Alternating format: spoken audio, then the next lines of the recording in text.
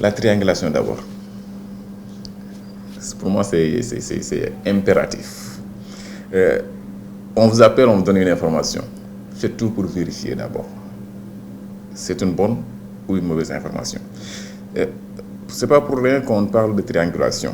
3 ou 4 sources, disons 2, 3 sources qui peuvent vous permettre de confirmer que c'est une bonne information.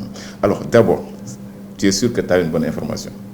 Mais après avoir une bonne, disons, être sûr de la qualité de l'information, qu'est-ce que cette information peut faire au niveau de la société? C'est une autre question qu'on doit se poser.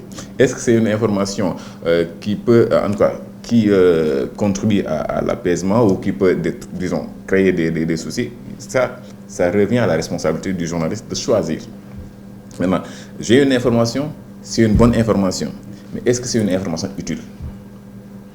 Et c'est là que la responsabilité est importante quand on est journaliste. On peut avoir une information, et d'ailleurs, les journalistes ne donnent pas le 10e de ce qu'ils ont. Ça, il faut que les Sénégalais le sachent. Quand on vous donne une information, c'est qu'on a gardé 90% de ce qu'on sait. Et ça, c'est la responsabilité du journaliste. On essaie tout le temps de ne pas tout mettre sur la place publique parce qu'on ne peut pas tout mettre sur la place publique. Ça, il y va de notre responsabilité. Mais il y a des informations qu'on ne peut pas garder.